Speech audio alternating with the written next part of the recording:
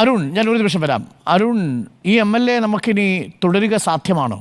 MLA കുറിച്ചാണ് മിനു മുനീർ നമ്മളെപ്പോലൊരു മാധ്യമത്തിൽ വന്ന് ലൈവായി ഇക്കാര്യങ്ങൾ വിശദീകരിക്കുന്നത്. രാവിലെ ഒരു ഘട്ടം വിശദീകരിച്ചു, പക്ഷേ അപ്പോഴും സ്റ്റേറ്റിനൊന്നും ഒരു അനക്കവുമില്ല, ഇടതുപക്ഷത്തിനൊരു അനക്കവുമില്ല.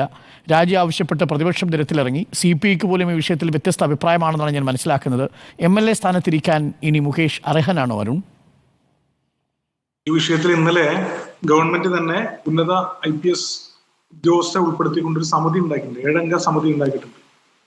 അവിടെ പറഞ്ഞത് ചാനലിലൂടെ, പൊതു ഇടങ്ങളിലൂടെ, സോഷ്യൽ മീഡിയയിലൂടെ ഉൾപ്പെടെ ഇത്തരത്തിലുള്ള അനുഭവങ്ങൾ അല്ലെങ്കിൽ ഇത്തരത്തിലുള്ള വെളിപ്പെടുത്തലുകൾ ഉണ്ടായാൽ അത് അന്വേഷിക്കാൻ, നേരിട്ട് അന്വേഷിക്കും ഈ സമിതി എന്നാണ് പറഞ്ഞിട്ടുള്ളത്. 7 അംഗ സമിതിയാണ് ചുമതലപ്പെടുത്തിയിട്ടുള്ളത്. ഇപ്പോ ഇവിടെ സംസാരിച്ച ഒരു സൂചിപ്പിച്ച പോലെ പരാതി കൊടുത്തില്ലെങ്കിൽ പോലും അന്വേഷണം ഉണ്ടാകും എന്നാണ് ഞാൻ കരുതുന്നത്. പരാതി കൊടുക്കുമെന്നാണ് ഇവിടെ അറിയിച്ചിട്ടുള്ളത്. അപ്പോൾ നിർബന്ധമായും ഈ വിഷയത്തിൽ അന്വേഷണം നടക്കും. മുകേഷ് അന്വേഷണത്തെ നേരിടട്ടെ എന്നുള്ളതാണ് പറയാനുള്ളത്. പക്ഷേ അധികാരത്തിലേക്ക് MLA പോലൊരു സ്ഥാനത്ത് ഇരുന്നു കൊണ്ട് അന്വേഷണത്തെ നേരിടുന്നത് ധാർമ്മികമായി ശരിയാണോ അരുൺ? ധാർമ്മികമായി ഇതൊരു വിഷയം, ഇത് അന്വേഷണം നടക്കട്ടെ എന്നുള്ളതാണ് എനിക്ക് പറയാനുള്ളത്. ഈ വിഷയത്തിൽ രഞ്ജിത്തിന്റെ കാര്യത്തിൽ പറയുന്നത് നോമിനേറ്റഡ് ബോഡിയാണ്, സിനിമാ സമിതിയാണ്. ഒരു MLA എന്ന് പറഞ്ഞാൽ തെരഞ്ഞെടുപ്പിൽ മത്സരിച്ച് വിജയിച്ചു വന്ന ഒരു സ്ഥാനമാണ്. നമ്മുടെ ഒരു നിലവിലുള്ള കഴിവുകൾക്ക് അനുസരിച്ച് അങ്ങനെ MLA-മാരൊന്നും രാജിവെക്കുന്നത് കണ്ടിട്ടില്ല.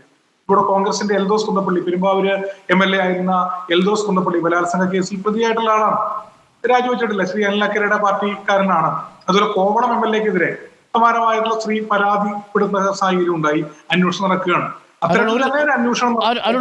അനിലക്കര എൽദോസ് കുന്നപ്പള്ളിക്കും ഒപ്പം വിൻസെന്റിനും ഇല്ലാത്ത ഒരു ധാർമ്മിക ഉത്തരവാദിത്വം മുകേഷിനുണ്ടാവുന്നത് എങ്ങനെയാണ്?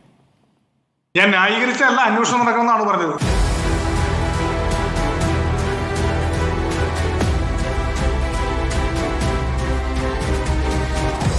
Debate with Arun Kumar.